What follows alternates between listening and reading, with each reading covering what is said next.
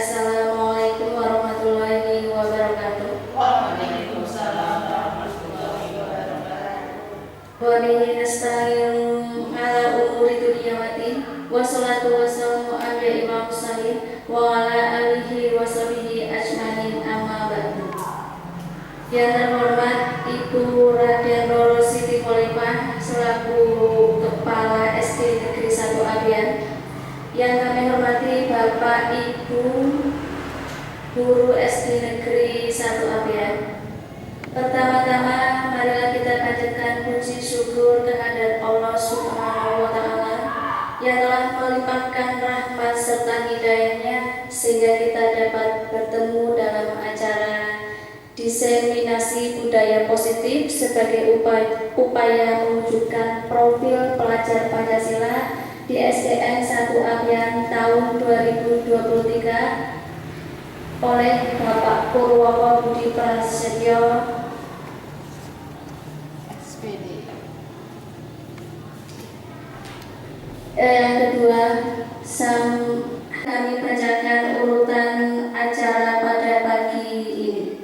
Yang pertama pembukaan, kedua sambutan kepala sekolah, yang ketiga diseminasi budaya positif, yang keempat lain-lain, dan yang kelima penutup.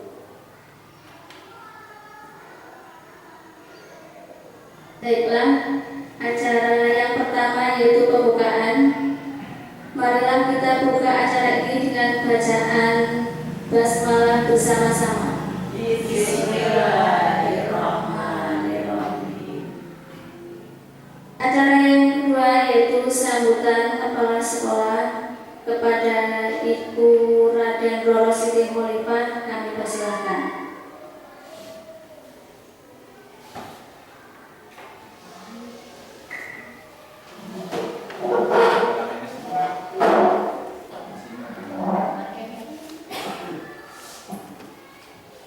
Assalamualaikum warahmatullahi wabarakatuh.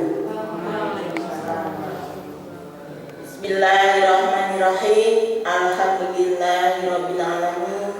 Wassalatu wassalamu ala asrofil anbiya'i wal mursalin wa ala alihi wa sahbihi ajmain, amma ba'du. Pada Bapak Ibu guru beserta staf SD Negeri 1 Abian, mari kita bersama-sama memuji syukur kehadirat Allah Subhanahu wa taala yang telah melimpahkan rahmat serta hidayah pada kita sehingga pada kesempatan hari ini kita dapat melaksanakan acara diseminasi budaya positif sebagai upaya mewujudkan profil pelajar Pancasila di SDN 1 Abian. Untuk itu, mari kita bersama-sama mengucapkan rasa syukur kita terhadap Allah Subhanahu wa taala dengan kalimat tahmid biqaulina alhamdulillahirabbil alamin. Shalawat dan salam tak lupa kita sanjungkan dari Nabi Agung Muhammad sallallahu alaihi wasallam yang kita nantikan syafaatnya baik di dunia maupun di akhirat nanti. Amin amin Allahumma amin. Bapak Ibu yang saya hormati, saya ucapkan banyak terima kasih atas kesediaan Bapak Ibu untuk mengikuti acara pada siang hari ini, karena dengan adanya program guru penggerak kepada Bapak Ibu, kami harap untuk semuanya besok bisa mendaftar sebagai guru penggerak agar di SD Negeri 1 Abian ada perubahan sehingga sekolah kita menjadi mudah-mudahan menjadi sekolah unggulan. Kepada Bapak Purwoko, semoga dalam memberikan pengalaman-pengalaman kepada teman-teman sehingga bisa memberikan motivasi kepada teman-teman semuanya untuk punya semangat untuk besok mendaftar sebagai guru penggerak, sehingga guru penggerak itu tidak menjadi momok bagi Bapak Ibu semuanya, tetapi malah menjadi motivasi sehingga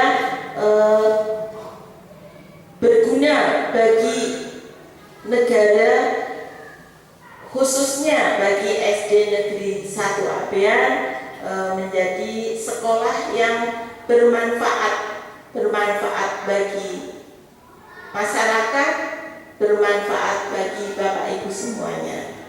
Untuk itu, kepada apalagi ini di sekolah kita gurunya muda-muda dan kreatif, sehingga memungkinkan untuk bisa lebih maju. Tolong tunjukkan kepada masyarakat bahwa Bapak Ibu semuanya mampu.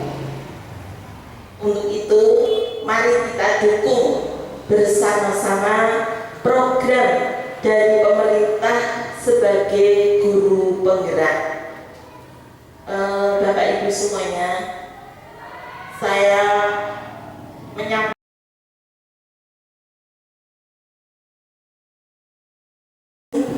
acara selanjutnya yaitu diseminasi budaya positif kepada Bapak Purwoko. Kami persilahkan.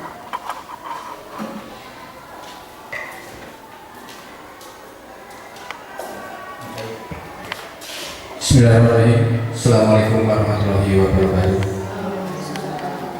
Yang terhormat Ibu Kepala Sekolah SD 1 Abean, beliau Ibu Raden Siti Khalifah, yang kami hormati seluruh Dewan Guru dan staf SD 1 Abean. Yang pertama-tama, marilah kita senantiasa memanjatkan puji syukur kepada Allah Subhanahu wa Ta'ala, yang mana pada kesempatan pagi hari ini kita masih diberi nikmat sehat dan nikmat sempat untuk mengikuti acara yang saya selenggarakan, yaitu diseminasi budaya positif sebagai upaya mewujudkan profil belajar Pancasila di SDN 1 Abean. Baiklah Bapak Ibu, kiranya pasti yang muncul dari benak Bapak Ibu, apa sih itu budaya positif, apa sih diseminasi? Ini merupakan suatu tindak lanjut dari suatu program yang sudah saya ikuti, yaitu program pendidikan guru penggerak pada angkatan 7. Pada modul yang saya pelajari, khususnya modul 1.4, situ ada modul budaya positif. Budaya positif ini merupakan suatu hal yang baru dari yang kita pelajari, yang hal ini yang merupakan yang akan kita terapkan nantinya di sekolah kita, bagaimana pada saat ini kurikulum yang diterapkan di pendidikan yaitu kurikulum merdeka. Nah inilah yang mungkin kemarin sudah mengikuti diklat kurikulum merdeka di kelas 1 dan kelas 4 ya, itu pasti sudah harus sedikit berkaitan dengan budaya positif. Dan juga yang kemarin sudah melaksanakan kegiatan diklat mandiri PMM, kalau yang buka modulnya sampai akhir pasti baca budaya positif, nanti di dalamnya ada segitiga restitusi dan yang lainnya. Baiklah Bapak Ibu, mengawali untuk program budaya positif, sedikit saya akan menggambarkan berkaitan dengan kurikulum merdeka.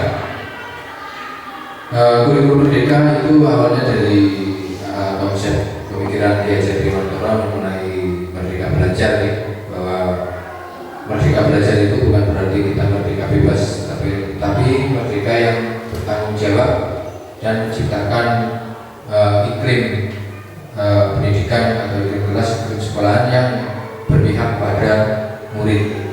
Nah itu tentunya di situ nanti kalau kita mempelajari dengan adanya konsep-konsep tersebut, itu akan menjadi pertentangan pemikiran terhadap diri kita atas apa yang sudah kita laksanakan selama ini, karena itu sangat berbeda antara kita dalam melaksanakan kegiatan pendidikan selama ini dari awal dengan jadi guru, dan mungkin dengan sampai saat ini itu pasti akan berbeda dengan nanti apa yang saya sampaikan. sampaikan, silakan nanti itu bisa menjadi gambaran, wawasan ataupun sebagai langkah untuk melakukan suatu perubahan. Di sini saya akan menyampaikan inspirasi berkaitan dengan budaya positif. Coba Mas Ibnu di play saja ini. Mohon maaf saya tidak buat PPT tapi sekalian video nanti karena ini sebagai dokumentasi saya untuk upload di RMS-nya. Budaya positif saya gambarkan sebenarnya nanti upayanya lanjut saja biar kita karena bunganya sebenarnya positif. Nggak apa-apa biar saya berjalan. Nanti saya isi. Nah, untuk mewujudkan budaya positif di sekolah, khususnya di kelas masing-masing itu ada 6 langkah, yaitu merubah paradigma atau cara pandang kita mengenai stimulus respon dan teori kontrol, kemudian konsep disiplin positif, ada keyakinan kelas, dan coba ulangi sedikit tadi Pak. Di off dulu, di pause saja. Itu ada keyakinan kelas, ada 5 kebutuhan dasar manusia dan 5 posisi kontrol, sampai yang terakhir itu segitiga restitusi. Segitiga restitusi itu yang menjadi nanti terakhir, dan itu yang jelas sangat berpengaruh besar dan akan mengubah pikiran kita berkaitan dengan praktek-praktek yang sudah kita laksanakan di sekolah atau selama menjadi guru. Nanti Pak. Nah, tapi sebelum masuk ke materi, nanti di sini saya coba membuat game. Nanti untuk beberapa dipraktekkan, coba nanti siapa antara Bu Hani maupun Bu Mariati atau Bu Heri sama Bu Alifah. Di sini untuk Anda satu orang nanti Bu Hani sama Bu Mariati apa Bu Hani sama siapa sama Bu Alifah. Bapak Ibu yang sudah berada di posisi sebelah kanan menempati posisi A. Jadi yang Bu Roro. Kemudian tugas Anda adalah menghafalkan salah satu tangan Anda dengan sekuat tenaga, berupaya untuk mempertahankan. Kemudian teman B, Bapak Ibu yang berada di posisi sebelah kiri, menempati posisi, dan tugas Anda mencoba dengan segala cara untuk membuka kepala tangan teman Anda. Boleh dengan membujuk, menggoda, menggelitik, bahkan menawari teman Anda uang agar bersedia membuka kepala tangan Anda. Lanjut Pak. Dipakainya aja kalau apa-apa. Lanjut. Nah.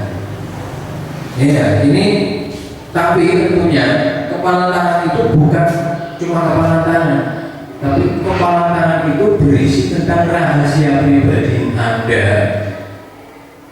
bahkan berkaitan dengan rahasia yang sangat besar. Kira-kira kalau teman tadi meminta untuk dibuka, kira-kira akan jenengan buka apa tidak? Bahkan itu yang rahasia yang merupakan rahasia besar Anda, ketika ada teman Anda untuk membukanya, diminta membukanya, akan dibuka apa tidak? Gimana bro? Kira-kira akan dibuka apa tidak?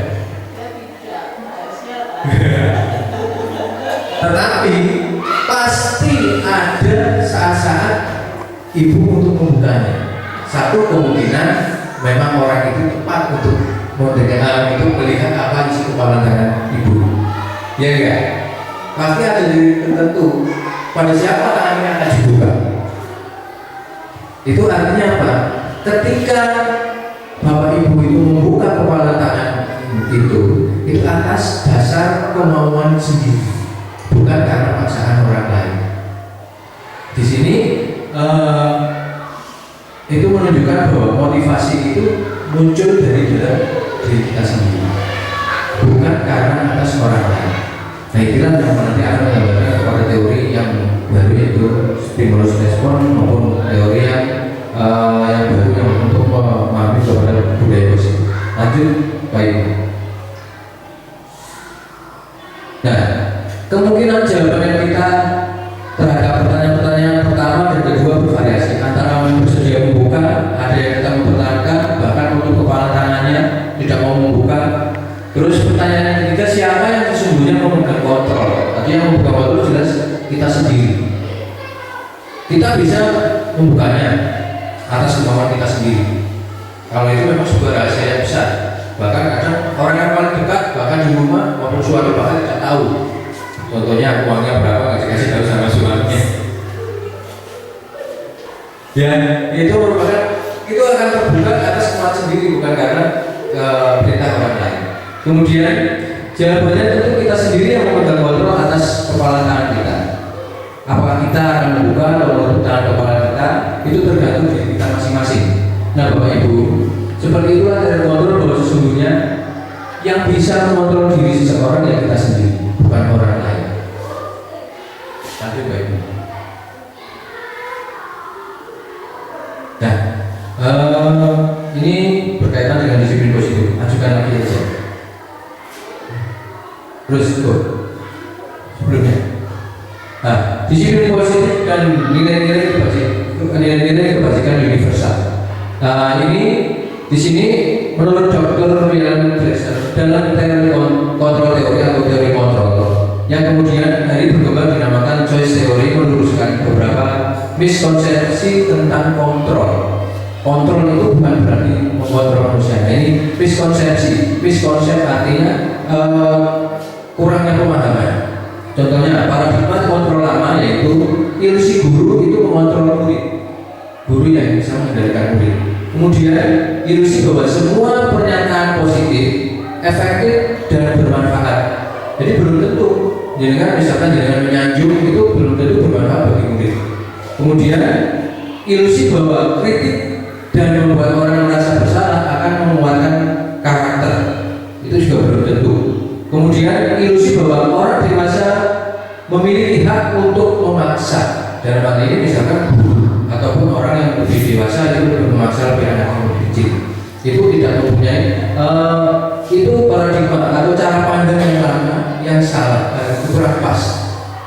Makanya dalam budaya positif kali ini akan dirubah. Lanjut baik. Nah, bagaimana seseorang bisa berubah dari paradigma stimulus respon kepada pendekatan teori kontrol yang baru. Stephen Covey, Prinsip Center Leadership tahun 1991 mengatakan bahwa bila kita ingin membuat kemajuan perlahan sedikit demi sedikit ubahlah sikap atau perilaku Anda. Namun bila kita ingin memperbaiki cara-cara utama kita, maka kita perlu mengubah kerangka acuan kita. Jadi kalau kita ingin berubah, kita harus kerangka acuan atau pola pikir kita, mindset kita itu harus dirubah dulu. Ubahlah bagaimana Anda melihat dunia, bagaimana Anda berpikir tentang manusia. Ubahlah paradigma Anda, skema pemahaman dan penjelasan aspek-aspek tertentu tentang realitas. Lanjut baik. Nah ini mungkin agak baca ya. Ini perbedaannya stimulus respon dan teori kontrol. Untuk stimulus respon, realitas atau kebutuhan kita sama, jadi dianggap kebutuhan manusia itu sama. Kemudian untuk teori kontrol, realitasnya kebutuhan kita setiap manusia itu berbeda. Kemudian kita mencoba mengubah agar orang berpandangan sama dengan kita. Tetapi pada teori kontrol, kita berusaha memahami pandangan orang lain tentang dunia. Jadi kita memahami apa sih pandangan orang lain tentang dunia atau perbedaan yang dipahami oleh orang lain. Kemudian perilaku buruk dilihat sebagai suatu kesalahan. Kemudian di teori kontrol semua perilaku memiliki tujuan. Jadi ketika Anda berperilaku seperti itu pasti punya tujuan. Bocah nakal, pencicilan itu pasti tujuannya apa? Ada misalkan mungkin dapat perhatian atau di rumah punya masalah dan yang lain itu pasti punya tujuan.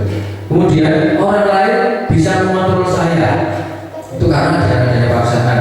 Terus teori kontrol hanya Anda yang bisa mengontrol diri sendiri. Kemudian saya bisa mengontrol orang lain, tetapi pada teori kontrol Anda tidak bisa mengontrol orang lain. Kemudian selanjutnya pemaksaan ada pada saat rujukan gagal. Jadi ketika dirayu orang banyak itu shock. Biasanya seperti itu. Ya Pak Ibu, kalau dirayu bukan dipaksa enggak. Kemudian pemaksaan model berpikir menang kalah. Jadi kalau kita menggunakan stimulus respon itu berpikirnya menang kalah, siapa ada yang menang, ada yang kalah. Tapi ketika menggunakan teori kontrol itu yaitu berpikir menang-menang, tidak ada yang dirugikan. Lanjut Pak. Klik lagi biar langsung saja. Terus, disiplin positif. Kata disiplin identik dengan kata tertib. Nah ini yang mulai kita masuk ke perbedaannya. Kata disiplin identik dengan kata tertib. Teratur, kepatuhan pada peraturan. Kata disiplin juga sering dihubungkan dengan hukuman, padahal itu sesungguhnya berbeda. Karena belajar tentang disiplin positif tidak harus dengan memberi. Lanjut. Kurang. Terus kan. Nah, tidak harus memberi hukuman. Justru adalah salah satu alternatif terakhir kalau kita tidak digunakan sama sekali. Kemudian sebagai pendidik tujuan kita adalah menciptakan murid yang memiliki disiplin diri sehingga mereka bisa berperilaku mengacu pada nilai-nilai kebajikan universal dan motivasi intrinsik bukan ekstrinsik. Jadi apa yang dilakukan siswa itu bukan atas kemauan sendiri, bukan atas kemauan orang lain, tapi atas kemauan dari dalam diri sendiri. Kemudian disiplin positif merupakan salah satu cara penerapan disiplin yang bertujuan menumbuhkan kesadaran serta memberdayakan murid untuk melakukan sesuatu tanpa sokokan, ancaman maupun hukum. Lanjut baik. Dari teori motivasi. Motivasi teorinya untuk menghindari ketidaknyamanan. Biasanya itu orang akan melakukan suatu disiplinan karena untuk menghindari adanya ketidaknyamanan hukuman yang akan terjadi apabila saya tidak melaksanakannya. Itu biasanya seperti itu perilaku manusia. Itu merupakan motivasi dari luar karena takut akan hukuman, makanya melaksanakan peraturan. Kemudian untuk mendapatkan imbalan dari orang lain, institusi, apa yang akan saya lakukan apabila saya melakukannya, itu juga merupakan motivasi dari luar atau eksternal. Yang ketiga, untuk menghargai diri sendiri, saya akan menjadi orang yang seperti apa, orang baik untuk melakukannya, itu merupakan motivasi yang dari dalam diri sendiri. Lanjut baik.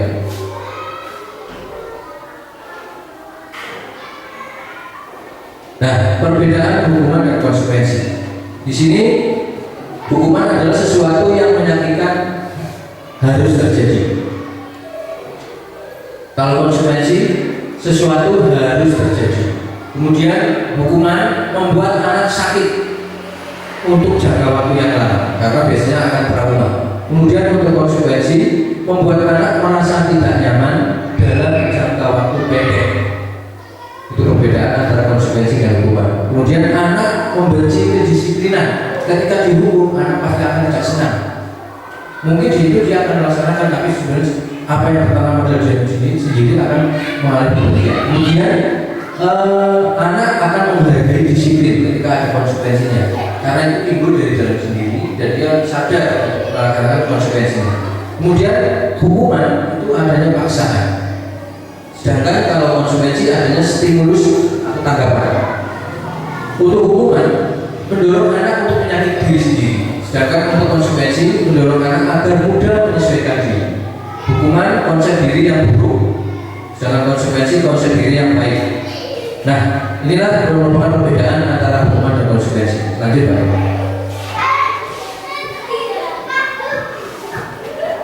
Nah, ini sedikit kita masuk untuk langkah awal untuk menciptakan budaya positif. Yang pertama yaitu keyakinan kelas. Keyakinan kelas saya yakin Bapak Ibu yang sudah mengikuti diklat kurikulum merdeka kelas 1-4 itu pasti sudah tahu berkaitan dengan keyakinan kelas. Keyakinan kelas itu apa sih? Kalau Bapak Ibu tahu berkaitan dengan tata tertib yang ditempel di kelas masing-masing, masih ada nggak tata tertibnya? Nah, inilah keyakinan kelas adalah sesuatu yang disepakati bersama antara siswa dan guru yang merupakan suatu hal untuk mengatur mereka sendiri. Mengapa keyakinan kelas? Mengapa tidak peraturan kelas saja? Karena keyakinan adalah sesuatu yang diyakini itu akan menciptakan hal yang baik.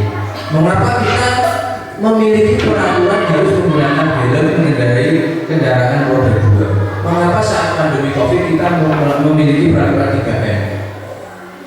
Menggunakan masker dan lain-lain. Mengapa kita memiliki peraturan harus datang tepat waktu pada saat mengikuti pelatihan? Untuk mendukung motivasi intrinsik kembali ke nilai-nilai keyakinan lebih menggerakkan seseorang dibandingkan mengikuti serangkaian peraturan. Karena keyakinan itu timbulnya dari dalam diri sendiri. Nah itu nanti kalau, nah ini langkah-langkahnya. Nah untuk di kelas ini kebetulan di kelas 1 untuk profil belajar Pancasila itu sudah ada. Memang tujuan semua ini kan untuk menciptakan profil belajar Pancasila. Tapi kita harus awali dulu. Awali yang pertama ini membuat keyakinan kelas.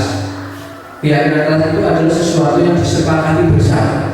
Langkah awalnya, caranya anak-anak itu disuruh menuliskan sebuah keyakinan adalah sesuatu yang baik per masing-masing, nanti disuruh menempelkan. Bapak Ibu menyediakan alatnya, ditempelkan di depan.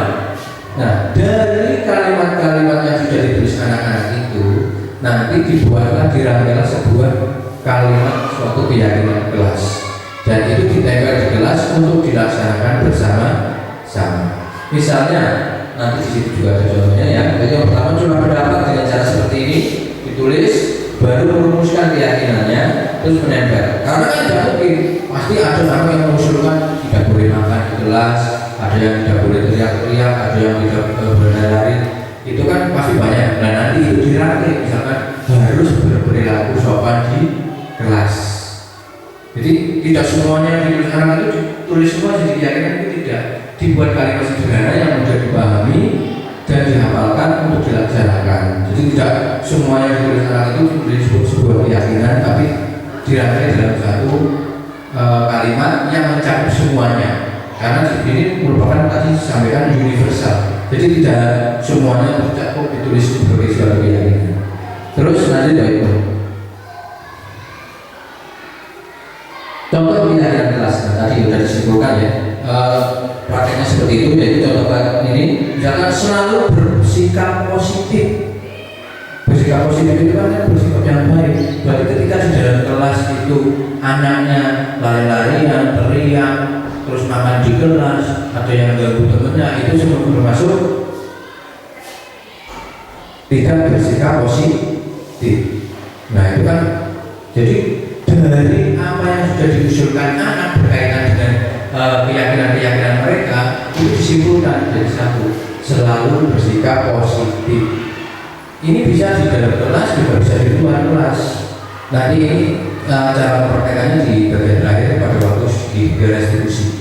Ya misalkan anak di luar mengganggu motori burusnya di parkir, helmnya roboh, kaca pecah, itu juga merupakan suatu perbuatannya bersikap tidak bersikap positif. Nah terus senantiasa menjadi diri terbaik. Diri terbaik itu artinya anak percaya diri, itu dirangkai misalkan mau menjalankan tugas, mengerjakan PR, itu kan ibaratnya perbuatan yang baik. Ya kan ada yang menuliskan mengerjakan tugas dari Pak Guru, itu dirangkaikan seperti itu. Terus percaya dan menghormati orang lain, itu ketika guru masuk duduknya tenang, terus memberikan hormat, saling ketika pulang itu memberikan menghormati orang lain, terus berkomitmen terhadap setiap tugas yang sudah diberikan dikerjakan, terus senantiasa membantu. Itu artinya ketika kita bekerja sama dengan kelompok bisa dipraktekkan dengan ada temannya yang tidak bisa mengerjakan tugas, dia membantu, itu bisa membantu. Terus selanjutnya 5 posisi kontrol. Di sini kalau kita 5 posisi kontrol sebagai seorang guru itu ada satu yang pertama penghukum, kemudian ada membuat rasa bersalah sebagai teman, berpemantau sebagai manajer. Yang penghukum misalkan ada anak yang tahu salah, langsung dikasih hukuman, itu penghukum. Kemudian sebagai pembuat rasa bersalah, misalkan dibuat saya kenapa kamu nggak masuk? Apakah kamu tidak kasihan sama Pak Guru? Pak Guru sudah jauh-jauh dari Gombong berangkat sekolahnya. Dia akan merasa bersalah, nanti akan bergerak hatinya mau masuk ke kelas. Kemudian teman sebagai teman ya, ibaratnya berkomunikasinya tahu sendiri kalau sebagai teman gimana. Ibaratnya seorang guru memposisikannya tidak sebagai guru, diajak ngobrol bagaimana, kenapa sepatu nggak pakai sepatu? Oh sepatunya gantian sama kakak saya. Mau pinjam sepatunya bahasanya lebih gede, jadi saya gantian sama yang kelas 3. Itu bisa, karena sebagai teman akhirnya unek-unek yang ada di anak itu tersampaikan, karena akan terbuka sebagai gurunya. Terus sebagai pemantau ketika sudah tahu diawasi kita akan mundur. Bagaimana? Oh cukup, ternyata sudah bisa berubah, kita tidak perlu turun lagi. Terus sebagai manajer itu ibaratnya dia punya plan yang dia punya kontrol, tapi kan di sini sebagai manajer itu mengelola. Dia intinya ini yang paling pokok. Disitulah dia sebagai manajer ini ibaratnya disepuhkan. Di situ yang mengatur. Ini yang selalu didamai-damaikan bahwa seorang guru itu sebagai manajer, intinya menguasai semuanya. Lanjut baik. Nah ini, di sini ada posisi-posisi misalkan penghukum, membuat orang bersalah. Ini ketika sebagai penghukum, yaitu yang dilakukan guru yaitu menghardik, menunjuk-nunjuk, menyakiti, menyindir. Kemudian guru berkata, kalau kamu tidak melakukannya, awas ya. Hasilnya apa? Anak jadi memberontak.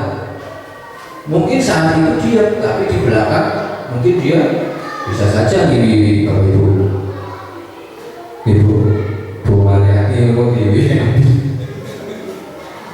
Kaitan dengan dunia berkualitas, murid akan meletakkan guru di luar dunia berkualitas.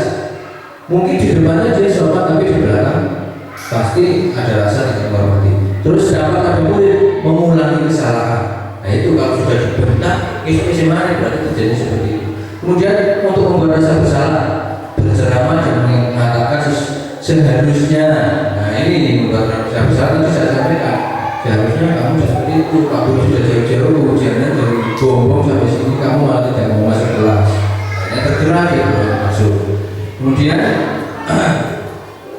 menyembunyikan yang kalau berbohong, hasilnya biasanya seperti itu akan tutup-tutupi anak-anak. Murid meletakkan guru di dalam dunia berkualitas. Akhirnya ketika seperti itu muridnya akan meminta maaf. Saya rasa ini nanti bisa dibaca-baca materinya berkaitan dengan apa yang teori kontrol ini. Lanjut Pak. Nah, kita masuk ke selanjutnya yaitu ciri-ciri restitusi. Restitusi itu adalah sebuah suatu teori untuk menyelesaikan permasalahan yang ada pada siswa atau yang terjadi pada siswa yang dilaksanakan di sekolah maupun di kelas masing-masing.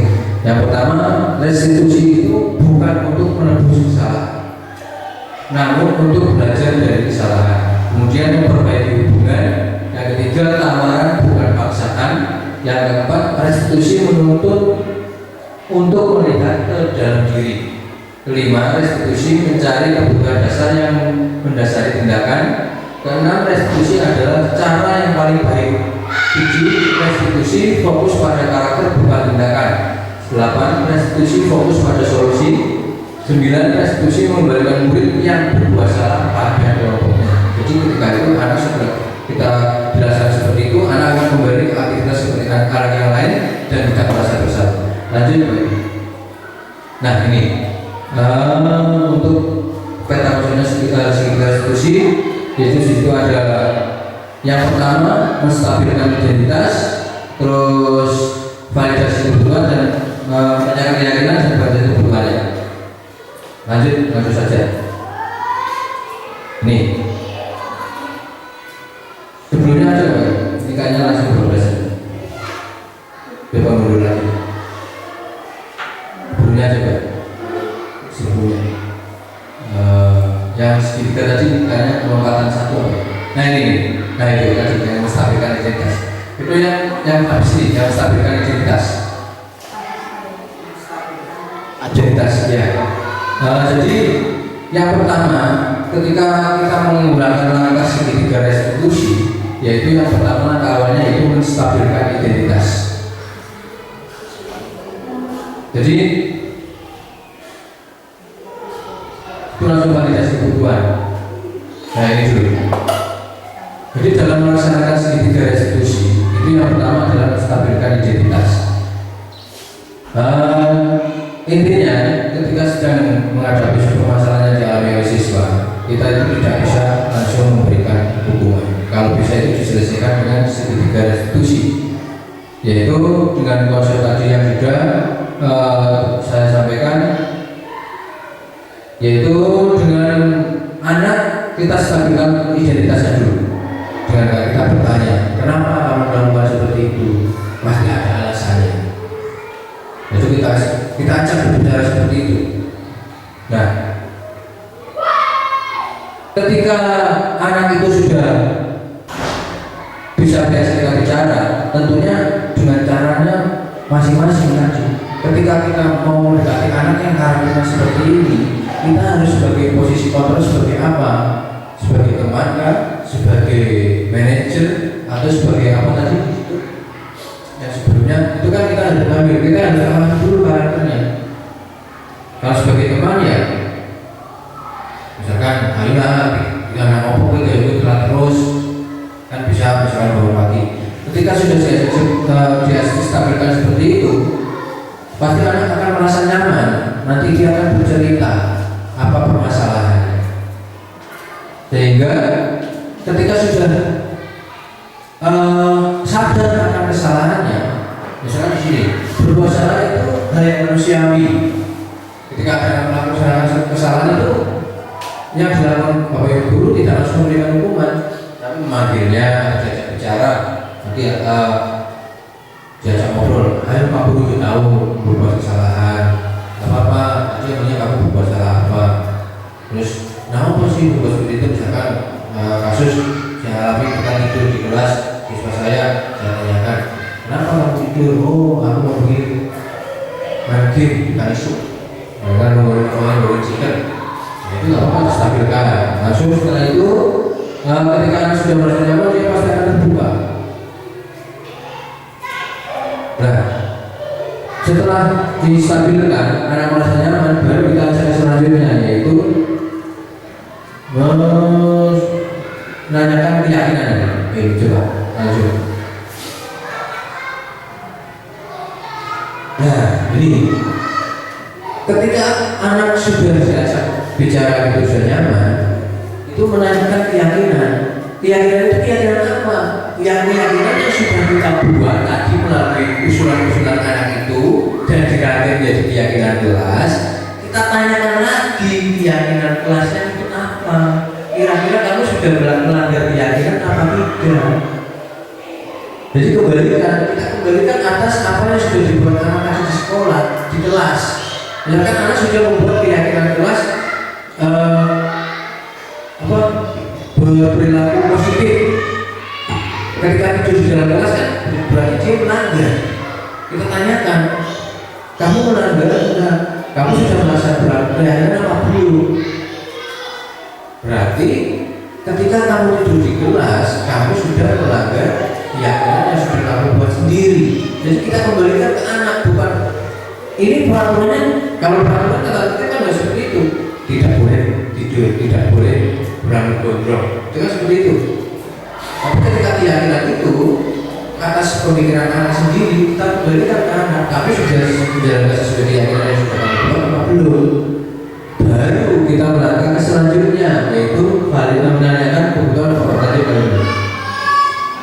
Tadi saya selanjutnya, yang sebelumnya, tadi kembali tadi, masalahnya kekering. Yang sebelumnya. Nah ini sebelumnya. Nah ini. Jadi ketika sudah keyakinan, baru nanti dia apa yang akan kamu lakukan. Ketika kamu sudah melanggar, kamu akan melakukan apa di sini. Terus ketika sudah seperti ini akan ditanyakan, dan kamu sudah tahu melanggar, kamu akan melakukan apa supaya tidak diulangi lagi. Jadi hukumannya bukan guru yang memberikan hukuman, tapi kepada anak. Anak itu yang akan menyelesaikan masalahnya sendiri. Itulah yang diharapkan dengan adanya tadi awal kita buat adanya pemahaman budaya positif yang di sekolah, kemudian dibuatlah keyakinan kelas masing-masing dengan adanya hal yang baik, dirangkai menjadi sebuah keyakinan kelas, karena setiap keyakinan masing-masing anak kan berbeda-beda dan bermacam-macam, dan cenderungnya larinya ke peraturan. Nah itu dirangkai menjadi sebuah keyakinan untuk dilaksanakan ketika ada permasalahan yang terjadi di kelas, tidak langsung dihukum, tetapi menggunakan segitiga restitusi dengan menstabilkan kondisi anak dengan pertanyaan-pertanyaan sebagai teman, sebagai ibaratnya manajer, terus dilarikan kepada keyakinan kelas. Nah, kamu melanggarnya berarti keyakinan kelasnya apa?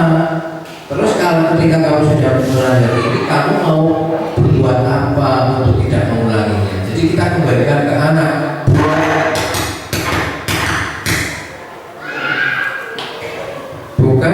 Bukan kita yang menghukum anak, tapi kembalikan ke anak untuk menyelesaikan permasalahannya itu sendiri. Ya, monggo nanti untuk tiap kelas, karena kalau saya yakin kalau cuma kelas saya sendiri yang melaksanakan itu tidak bisa berjalan. Silakan untuk dari kelas 1 sampai yang lain. Untuk kelas 1 sudah mulai, itu profil belajar Pancasila sudah menol di situ. Oke, silakan nanti untuk dilanjutkan dengan membuat keyakinan kelas. Caranya seperti tadi, apa yang diyakini anak masing-masing, jangan pancing dulu untuk hal-hal positif di kelas itu apa yang akan kita sepakati supaya pelajaran itu nyaman nanti sampai akhir apa coba. Kalau nggak dipancing dulu dengan pertanyaan tematik, perbuatan-perbuatan di kelas itu apa, silakan tuliskan. Nanti setelah ditulis diadakan dengan rangkai menjadi sebuah keyakinan atau beberapa keyakinan yang harus dilaksanakan di kelas. Itu yang menjadi keyakinan kelas. Nanti kedepannya juga kalau sudah ada keyakinan kelas, ada keyakinan sekolah. Saya rasa kalau sudah membuat semuanya, nanti kita bisa membuat keyakinan sekolah. Nah, saya memang kalau saya sudah menjalankan tapi pelan-pelan, tapi yaitu kemarin contohnya untuk pada waktu musim lato-lato untuk kelas 5, karena sudah ada kesepakatan tidak membawa mainan ke kelas, anak kelas 5 tidak ada yang membawa lato-lato semua itu sampai sekarang.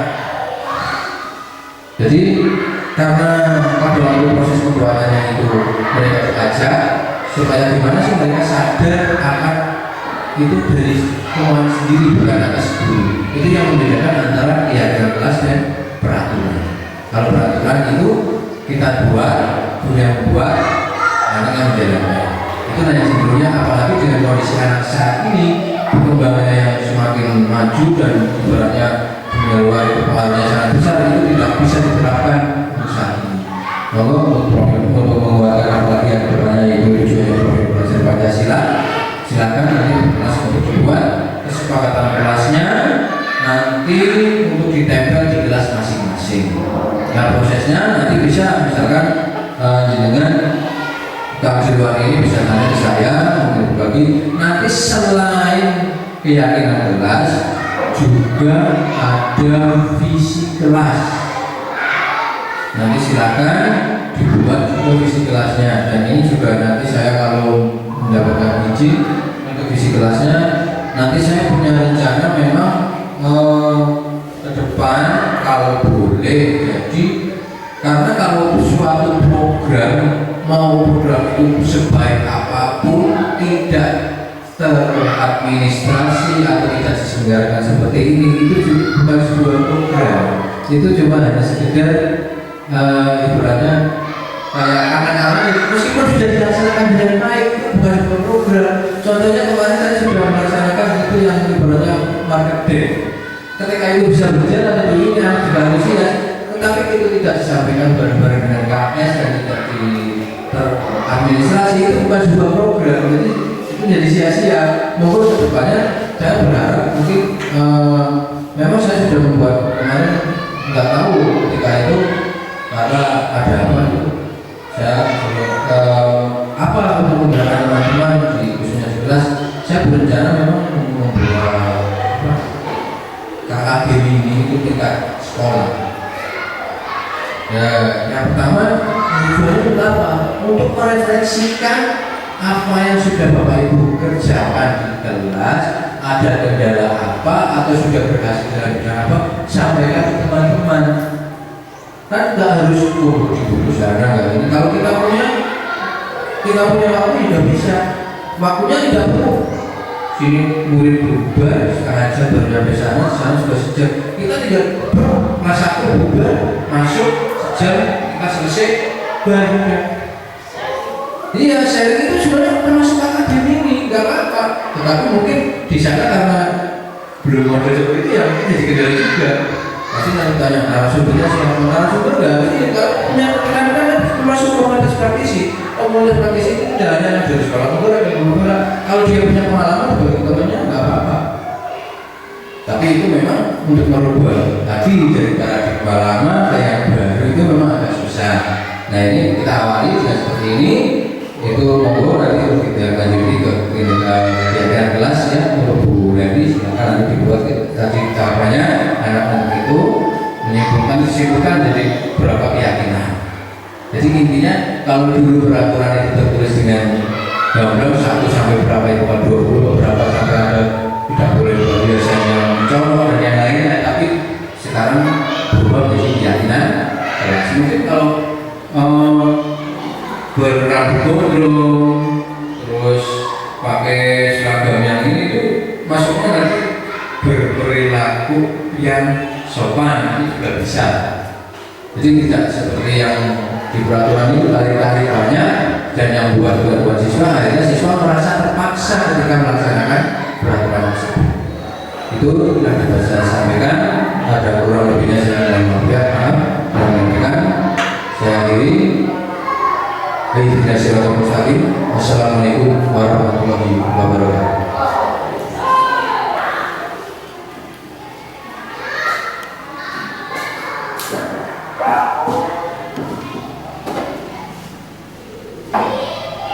Terima kasih kepada Bapak Purwono. Semoga apa yang disampaikan dapat membawa wawasan bagi kita semua. Selanjutnya acara yang keempat, lain-lain langsung. Acara selanjutnya yaitu penutup. Sebelum acara ditutup, saya sebagai kepala acara mohon maaf sebesar-besarnya jika ada kata yang kurang berkenan. Marilah kita tutup acara pada pagi siang hari ini dengan bacaan hamdalah bersama-sama.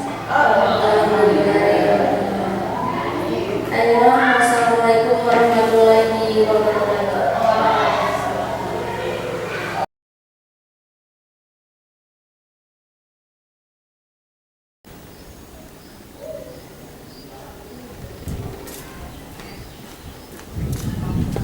Assalamualaikum. Waalaikumsalam. Sini Topan, sini duduk. Duduk ya. Kamu tahu nggak kenapa kamu panggil Pak Guru panggil ke sini? Ya Pak, tadi saya menaiki motor Pak Guru, terus helmnya jatuh. Pak Guru mau tanya. Tadi pas istirahat, Pak Guru mendapat laporan dari Pak Guru kelas 3. Coba Tovan ceritakan apa yang terjadi. Ya Pak, tadi saya menaiki motor Pak Guru, terus helmnya jatuh. Oh, jadi Tovan bermain di atas motornya Pak Guru. Ya Pak. Jadi helmnya jatuh. Ya Pak. Tovan tahu tidak? Itu baik tidak? Ya Pak, itu tidak baik. Iya, Pak Guru tahu Tovan bermain bersama teman-teman, tetapi jangan bermain dengan hal yang membahayakan ya. Ya Pak. Tovan ingat tidak keyakinan kelas kita yang sudah kita sepakati? Ya Pak, saya tahu. Apa coba? Berbuat baik dan sopan. Iya, pinter.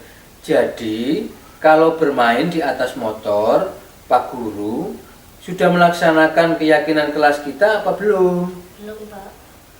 Belum Pak Guru. Tolong lain kali Tovan jangan mengulangi lagi ya. Ya Pak. Bagaimana caranya? Tidak mengulangi lagi Pak.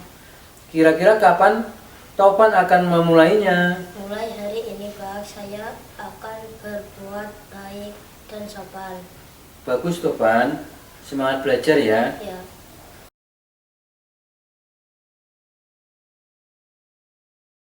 Assalamualaikum warahmatullahi wabarakatuh.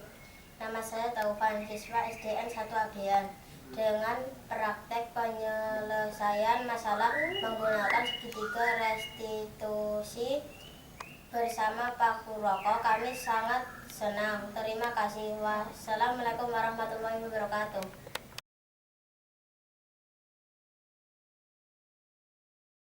Assalamualaikum warahmatullahi wabarakatuh. Selama Pak Purwoko mengikuti program Guru Penggerak, banyak sekali perubahan dalam hal pembelajaran.